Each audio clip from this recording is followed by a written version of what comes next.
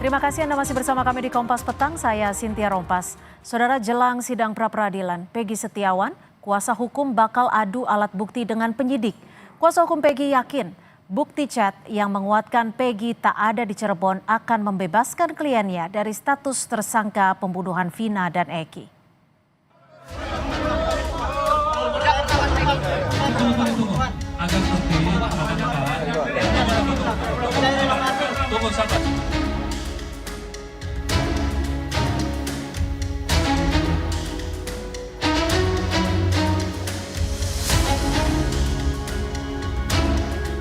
Peggy Setiawan, tersangka kasus pembunuhan Vina dan Eki di Cirebon, Jawa Barat, akan menghadapi sidang pra-peradilan pada 24 Juni 2024 mendatang. Sejumlah alat bukti telah disiapkan tim kuasa hukum Peggy untuk meyakinkan hakim bahwa jika prosedur penahanan serta status tersangka yang ditetapkan terhadap kliennya tidak tepat. Salah satu yang akan dilampirkan kuasa hukum Peggy adalah bukti percakapan kliennya dengan temannya di media sosial Facebook yang memperkuat jika Peggy berada di Bandung saat peristiwa pembunuhan Vina dan Eki terjadi di Cirebon. Kami ini tidak bersalah, tidak terlibat. Apa buktinya yang kami tidak terlibat? Tentu kami sampaikanlah beberapa dalam posita itu dari keterangan saksi-saksi yang kami punya bahwa memang Peggy Setiawan berada di Bandung. Tinggal nanti penyidik yang akan membuktikan, akan menunjukkan alat buktinya kepada hakim tunggal itu apa alat buktinya sehingga klien kami ditetapkan sebagai tersangka. Jadi baik keterangan saksi maupun chat ya itu menjadi alasan kami ya klien kami itu tidak terlibat, tidak berada di TKP.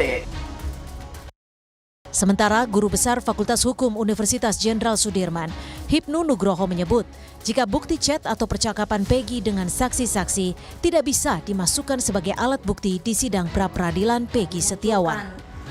Hipnu menilai pra-peradilan tidak menangani pokok perkara. Menurutnya, pra-peradilan akan menilai ada tidaknya prosedur penetapan sebagai tersangka yang terlewati oleh polisi. Peradilan itu kontrol, Mbak. Kontrol tentang suatu penetapan upaya paksa. Jadi belum masuk suatu saksi, belum masuk keterangan. Jadi istilahnya adalah belum masuk investigasi of just, tapi masih eksaminasi of just. Nah itu dipahami. Oleh karena itu, keterangan-keterangan yang sekarang ini saya kira bukan masuk kualifikasi pra-peradilan, tapi adalah kualifikasi untuk mengajukan PK, peninjauan kembali. Karena pra-peradilan itu pertama adalah bagaimana penetapan tersangka. Buktinya apa? Bukti itu adalah bukti sementara yang mendudukkan pada seseorang sebagai tersangka. Belum pada bukti yang mendudukkan bahwa dia sebagai tersangka. Peggy wajib diperiksa dulu sebagai saksi, bukan calon tersangka, sebagai saksi atas dugaan yang bersangkutan. Ini suatu konsep yang sudah diatur oleh KUHP dan tidak boleh terlewati. Kalau itu terlewati, pemeriksaan tidak dilakukan saksi dulu, berpotensi akan pra-peradilan menang. Peggy Setiawan, buron kasus pembunuhan Vina yang diburu sejak 8 tahun lalu, ditangkap polisi pada 21 Mei lalu. Usai ditangkap, Peggy ditetapkan sebagai tersangka pembunuhan Vina dan Eki. Dalam kasus ini, awalnya polisi menetapkan 3 buron, namun belakangan 2 nama buron lainnya dihapus polisi. Peggy Setiawan akan menjalani sidang pra-peradilan pada 24 Juni. Upaya ini dilakukan setelah Peggy menyatakan dirinya bukanlah Peggy alias Perong yang disebut polisi terlibat dalam kasus pembunuhan Vina dan Eki. Tim Liputan, Kompas TV. Komisioner Kompolnas Yusuf Warsi menyebut pihaknya telah melakukan pengawasan atas penanganan kasus pembunuhan Vina dan Eki yang kembali dibuka. Menurut Kompolnas, penanganan kasus ini telah dilakukan secara profesional dan transparan. Namun demikian, Kompolnas menilai perlu dilakukan audit investigasi terhadap penyidik yang terdahulu untuk memastikan profesionalitas dan akuntabilitas polisi. Hal ini dianggap perlu karena ada keluhan dari para terpidana. Sebagai pengawas tentu apalagi sudah ditegaskan oleh Pak Presiden, maka proses pengusutan kasus Vina dan Eki ini dilakukan secara profesional dan transparan. Kami sendiri memang telah memandang perlu dilakukannya audit investigatif terhadap penyidikan 8 tahun yang lalu itu agar menjelaskan akuntabilitas, profesionalitas pada saat itu, karena ada keluhan-keluhan dari para terpidana pada saat itu, terutama pada saat ditangani di Polresta Cirebon. Jelang sidang pra-peradilan Peggy Setiawan, sejumlah alat bukti telah disiapkan kuasa hukum. Apakah Peggy Setiawan berhasil memenangkan pra-peradilan dan lolos dari jerat hukum? Kita akan membahasnya bersama Kabar Reskrim Polri periode 2008-2009 Komjen Purnawirawan Susno Duaji dan Ketua PBHI Julius Ibrani. Terima kasih sudah bergabung bersama kami di Kompas Petang.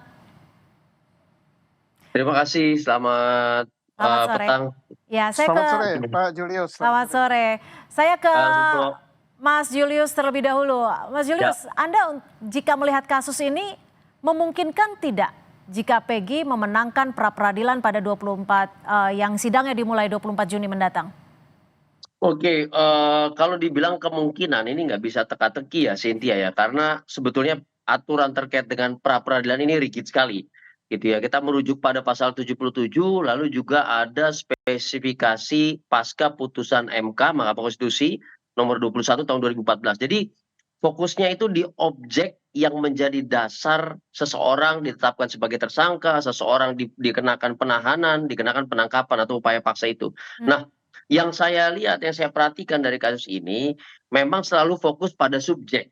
Gitu. Jadi bagaimana caranya subjek ini dicari alat buktinya agar bisa kuat penetapan tersangka dan upaya paksa lainnya, penangkapan penahanan. Nah, upaya peradilan yang harusnya diajukan ini sebetulnya upaya untuk melakukan challenge terhadap dasar penetapan tersangkanya. Nah, ini yang belum terungkap sampai saat ini juga belum terbuka terang benderang secara luas ke masyarakat. Apakah penetapan tersangkanya ini didasari oleh alat-alat bukti yang cukup?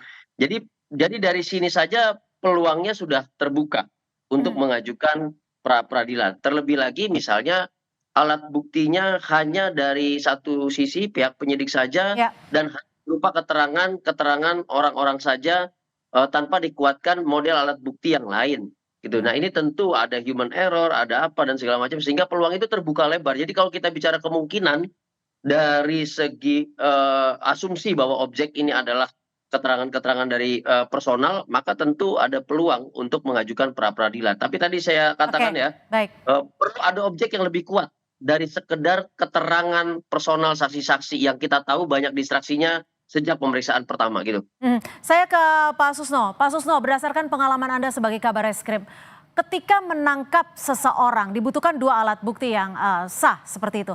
Untuk kasus Peggy Setiawan sendiri, bagaimana Anda menilainya dan membacanya?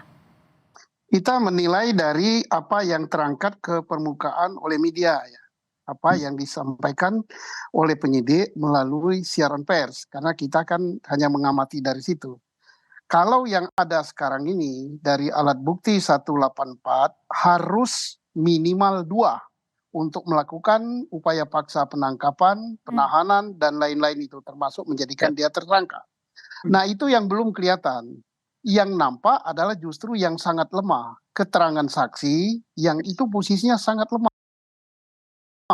Karena saksi itu lemah sekali, bisa berubah, kemudian tidak objektif, bisa berbohong dan sebagainya. Apalagi saksi dari Peggy bertentangan dengan saksi yang dikemukakan oleh penyidik. Dan saksi dari Peggy ini harus diperiksa. Berarti kalau menurut saya, keterangan saksi itu jelas gugur. Kita lihat saja nanti, kita awasi hakimnya menggugurkan keterangan saksi itu apa tidak. Nah, yang kedua adalah petunjuk. Kalau dia mengatakan petunjuk itu berupa pisem, itu gugur juga. Kenapa? Di pisem itu tidak tercantum nama Peggy sebagai pelaku. Nah, yang ketiga dikatakan mungkin juga petunjuk adalah laporan polisi atau berupa surat atau apa, terserah menamakannya itu ya nanti ya. Itu justru yang dipersoalkan, justru laporan polisi itu mengandung cacat, itu isinya materinya banyak yang palsu gitu, keterangan yang disampaikan oleh Rodiana. Yang ketiga, kita belum melihat ada bukti-bukti saintifik yang diajukan. Nah, kalau ada bukti saintifik yang menohok, nah itu baru. Oke, Tapi Pak Susno, tapi gini, kalau seseorang memiliki status DPO, itu bisa langsung ditetapkan sebagai tersangka tidak? Karena tadi kemarin berdasarkan statement dari pakar hukum pidana, Prof. Hipnu, menyatakan meskipun sudah ditetapkan sebagai DPO, tidak serta-merta menjadi tersangka, tetap harus ada diperiksa dulu sebagai saksi. Iya tidak bisa dong. DPO itu kata siapa dia DPO? DPO lah sudah dicantumkan di dalam putusan pengadilan pun justru itu yang harus dibuktikan. Apakah PG-nya PG yang ditangkap ini atau PG yang lain? Di Jawa Barat ada ribuan DPO, jadi tidak bisa putusan pengadilan, tidak bisa juga surat DPO atau keputusan DPO dijadikan sebagai alat bukti untuk menangkap dia. Kalau hakim menjadikan itu, nah hakimnya ini perlu dipertanyakan, makanya Komisi Yudisial harus mengawasi ini. Baik, Karena ini kan hakim tunggal, putusannya final. Gitu. Oke, kami tangkap. Mas Julius, ini kan kuasa. Saya pakai kata kunci yang disampaikan Bang Susno tadi. Scientific evidence itu yang belum terlihat saat ini. Jadi kalau kita bilang oke, pakai chat itu mungkin kuat. Tapi siapa yang bisa membuktikan bahwa chat itu atau status medsos itu diposting atau diupload oleh Peggy? Dan apakah di situ terlihat posisinya, apakah digunakan location yang di-share, apakah IP address yang digunakan itu juga adalah milik Peggy di mana letaknya ada di Bandung. Jadi kalau sampai situ saja, ini sama seperti keterangan-keterangan saksi yang sifatnya personal tadi. Jadi makanya sebetulnya kata kunci pertama itu adalah scientific evidences. Pertanyakan itu dari para penyidik. Kalaupun itu tidak bisa dijawab, maka akan lebih kuat lagi ketika kuasa hukum Peggy membeberkan atau membawa scientific evidences yang lain yang lebih detail, lebih spesifik dan mengena daripada sekedar keterangan-keterangan manusia. Yang kita tahu dari awal ini banyak sekali distraksinya, banyak tekanannya, dan mungkin dipengaruhi juga oleh situasi pemberitaan yang begitu luar biasa. Gitu, Cynthia. Ada kontroversi juga dalam kasus ini. Saya ke Pak Susno, kalau Anda melihatnya dugaan keterlibatan dari Ibtu Rudiana, ayah Eki, bagaimana Anda membacanya? Ya, itu sudah nampak di media dan sudah itu porsinya daripada Propam Polri, porsinya untuk eksaminasi, porsinya untuk Kompolnas mengadakan sejauh mana dia melanggar. Nah itu sangat bermanfaat juga untuk penyidikan Peggy dan sangat bermanfaat juga untuk PK bagi terpidana yang di dalam. Tetapi apapun juga di dalam pra-peradilan ini yang harus bekerja keras itu adalah penyidik. Karena yang harus membuktikan itu penyidik. Penyidik membuktikan bahwa telah ada 2 alat bukti yang menunjukkan bahwa Peggy pelakunya. Kalau bagian penggugat ya tenang-tenang saja. Paling dia nyampaikan, oh kalau penyidik mengatakan begini, oh saya bantah dengan ini. Kalau itu saya bantah dengan ini. Jadi yang kerja keras itu adalah penyidik. Iya. Karena penyidik harus betul-betul membuktikan, oh ini ada keterangan ahli berupa pisem, nanti dijawab oleh si penggugat. Apakah di pisem itu ada nama Peggy? Tidak. Oh ini ada laporan polisi, apakah ada nama Peggy? Oh tidak. Oh ini ada putusan pengadilan yang sudah inkrah. Di situ kan Peggy sebagai DPO. Apakah Peggy yang ditangkap ini? Justru itu yang harus dibuktikan. Oke. Jadi tugasnya ada di penyidik. Mas Julius, tapi menurut Anda sendiri perlu tidak sih hasil pemeriksaan dari Propam terhadap Ibtu Rudiana, ayah Eki ini dijelaskan kepada publik agar tidak, karena kan sekarang di publik ini seperti terjadi bola liar gitu ya, isunya jadi kemana-mana dan menimbulkan asumsi. Ya penting ya Cynthia, jadi kasus Vina ini sudah menjadi kasus publik yang tidak hanya fokus pada bagaimana keadilan ini bisa terselenggarakan dari pemeriksaan terhadap baik berkas yang lama ataupun tersangka-tersangka yang baru. Tetapi penting juga sebetulnya untuk memberikan edukasi kepada publik terkait dengan apa saja sih forum-forum pemeriksaan pengawasan yang mempengaruhi pemeriksaan dugaan tindak pidana intinya kan gitu yang utama. Siapa saja instansi-instansinya, ada Propam kah di situ, ada Kompolnas kah di situ, ada Komisi Yudisial kah dan yang lain. Nah ini penting dijelaskan agar publik sama-sama mengawasi, itu yang pertama. Yang kedua, sisi edukasinya juga supaya publik tidak terkecoh dengan berbagai macam distraksi pendapat A, pendapat B, pendapat C. Sebanyak-banyaknya penjelasan dari instansi yang relevan dan berwenang, maka pendapat publik tidak akan menjadi liar dan justru akan semakin solid. Tapi penting juga bukan hanya hasilnya Cynthia yang disampaikan kepada publik, tapi bagaimana Propam melakukan pemeriksaannya. Itu juga harus disampaikan kepada publik. Transparansi proses itu menjadi kunci akuntabilitas daripada hasil pemeriksaan, baik Kompolnas ataupun Propam itu sendiri. Jadi penting untuk disampaikan kepada publik. Tapi saya mau menambahkan satu hal lagi ya. Sebetulnya ini menjadi catatan dalam konsep besar criminal justice system kita, bukan hanya di kepolisian dan kejaksaan, yaitu ketiadaan gelar perkara. Saya pikir ini penting didorong untuk penyidik melakukan gelar perkara, baik umum ataupun khusus atas permintaan. Bagaimana caranya setiap proses itu dapat diterima dengan baik oleh berbagai macam pihak, tersangka ataupun korban, sehingga tidak banyak perdebatan di ruang publik seperti ini yang mendistraksi banyak fokus masyarakat terhadap hukum. Baik, Gitu, Cynthia. Pak Susno, kalau saat ini jelang proses ataupun sidang pra-peradilan, menurut Anda sendiri apa saja yang bisa dibawa kuasa hukum dan juga penyidik untuk saling adu bukti? Apakah proses dari pengungkapan kasus di tahun 2016 lalu bisa cukup kuat di dalam pra-peradilan ini? Kalau yang 2016 itu kan manfaatnya kan untuk PK. Tetapi yang paling bagus adalah saksi-saksi mahkota, yaitu para terpidana yang mencabut keterangannya, baik si Liga Akbar, kemudian siapa lagi. Nah itu yang penting, karena artinya kesaksian yang diberikan yang dulu kalau dipakai oleh penyidik sekarang untuk menjerat si Akbar itu udah gugur. Maka alat bukti betul berupa keterangan saksi yang dipakai penyidik udah sangat lemah. Tinggal apa lagi? Surat atau keterangan ahli itu juga lemah juga. Nah sekarang tinggal satu-satunya yang kita tidak tahu dan mudah-mudahan ini ada ya, supaya tidak menjadikan heboh, yaitu berupa scientific ya. Scientific itu nggak bisa terbantahkan. Misalnya ini DNA-nya Peggy ada di bajunya si siapa namanya Vina. Ini darahnya siapa namanya Eki ada di bajunya si siapa Peggy. Ini sidik jarinya si Peggy tertinggal di samurai yang disita. Scientific evidence. Tapi Pak Susno, terkait dengan pencabutan 2 DPO ini bisa menguatkan pra-peradilan tidak sih? Dan kalau di kepolisian itu suatu hal yang wajar tidak sih ketika DPO dicabut bahkan setelah 8 tahun berselang?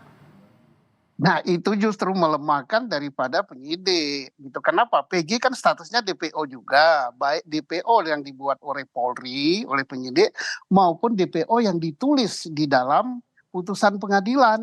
Lah kalau itu gugur ya PG gugur juga dong.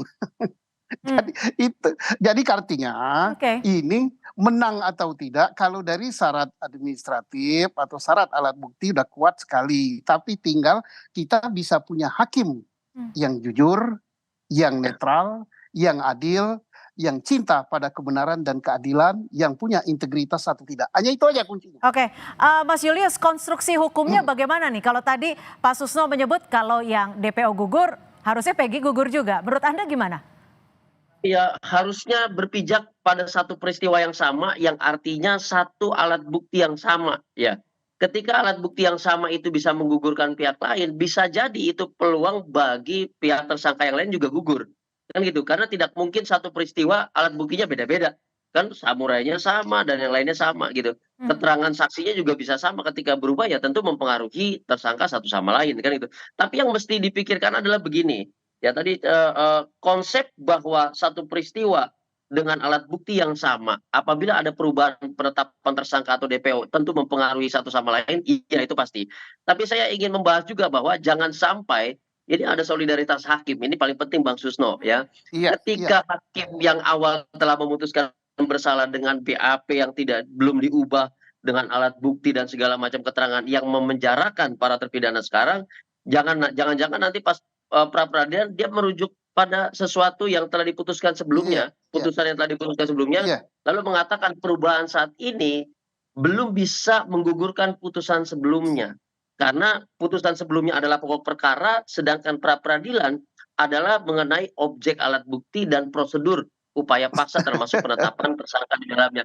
Ini jangan sampai seperti ini. Artinya Kacau. tidak tergali kebenaran material dalam hal Ya. penetapan tersangka, penangkapan dan penahanan. Sepertinya itu yang harusnya menjadi fokus kita, Cynthia. Oke, singkat saja Pak Susno, jika Anda bisa membaca dan menilai kasus ini sebagai mantan Kabar Eskrim, kalimat apa yang bisa Anda sampaikan?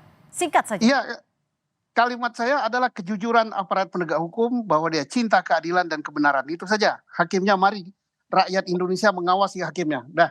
Baik, rakyat Indonesia mengawasi hakimnya. Terima kasih.